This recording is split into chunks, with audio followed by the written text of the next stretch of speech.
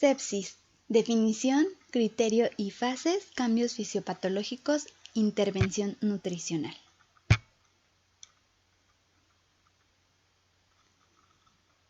¿Qué es la sepsis?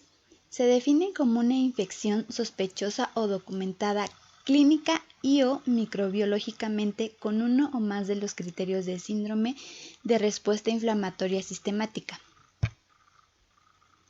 ¿Qué es el síndrome de respuesta inflamatoria sistemática? Es una afectación grave por lo que se inflama todo el cuerpo. La causa puede ser una infección bacteriana grave, un trauma o pancreatitis. Se caracteriza por pulso rápido, presión arterial baja, temperatura del cuerpo alta o baja y recuento de glóbulos blancos altos o bajos. La afección puede conducir a una insuficiencia orgánica múltiple y a conmoción, también llamada SRIS. Menciona 10 criterios tanto clínicos como de laboratorio para diagnosticar la sepsis. 1. Frecuencia cardíaca mayor a 90 latidos por minuto. Temperatura mayor a 38 grados o mayor a 36 grados. Leucocito mayor a 12.000 o menor que 4.000 o leucocitos normales como más del 10% de forma inmadura. Frecuencia respiratoria mayor de 20, presión parcial de óxido de carbono o menor que 32 mmHg.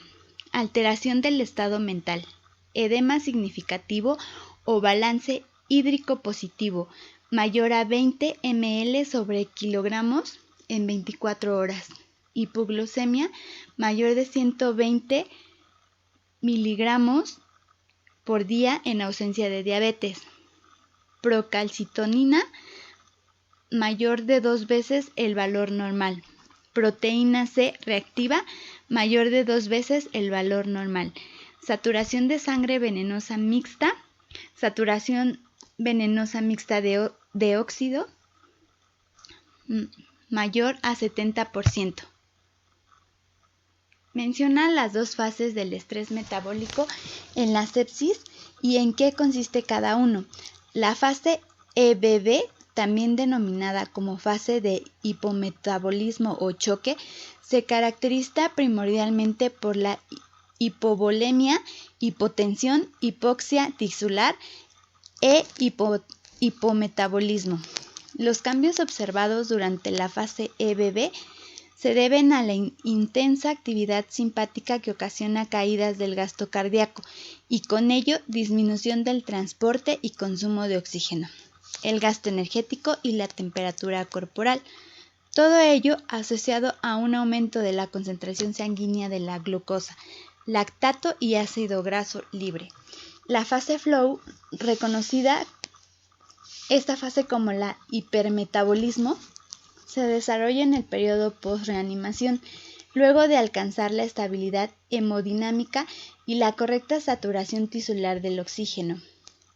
Durante la fase flow existe un aumento del gasto cardíaco, la frecuencia cardíaca y respiratoria, del transporte y consumo de oxígeno y de la temperatura corporal. También se observa en esta fase un estado de hipermetabolismo, dado por el aumento del gasto energético y con ello del consumo de oxígeno y la producción del dióxido de carbono.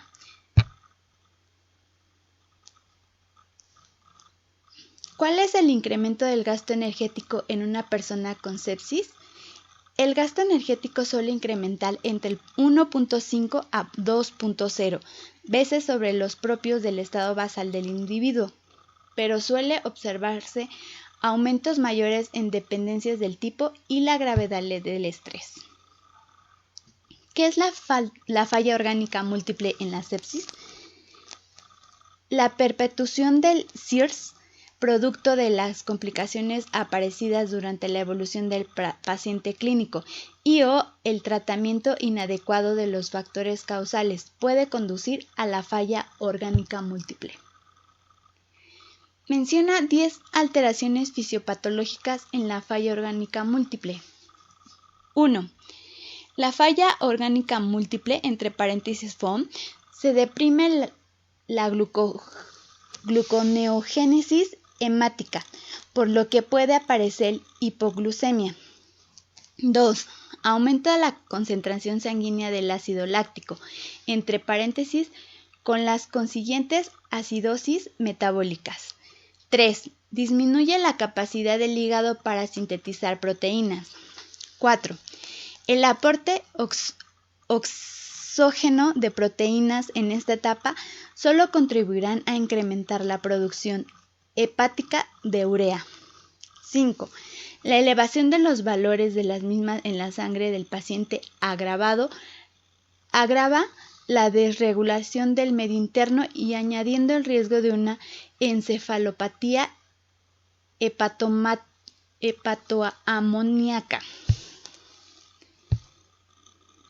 ¿Cuál es la función del soporte nutricional en la sepsis? Si bien se acepta que el soporte metabólico y nutricional debe formar parte de las medidas del tratamiento del paciente séptico, no se ha demostrado de forma concluyente que el soporte nutricional mejore la supervivencia y prevenga las complicaciones de la sepsis.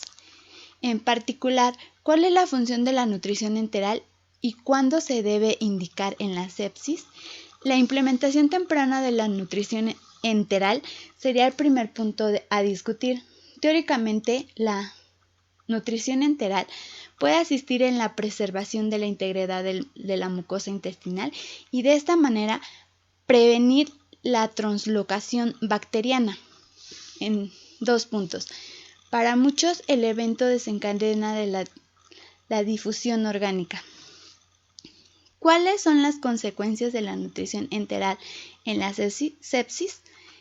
Es importante considerar el riesgo de isquemia cuando se inicia la nutrición enteral en un paciente séptico, sobre todo si está inestable hemodinámicamente. Nutrición completa o atrofia. ¿Cuál justifica tu respuesta? Se recomienda que la nutrición enteral trófica limitada hasta 500 calorías por las 24 horas, la primera semana de la evolución de la sepsis grave y el choque séptico. Se reveló que la implementación de una nutrición enteral completa se revelaron una mayor frecuencia de diarreas, residuos gástricos elevados, así como un aumento de incidencia de las complicaciones infecciosas.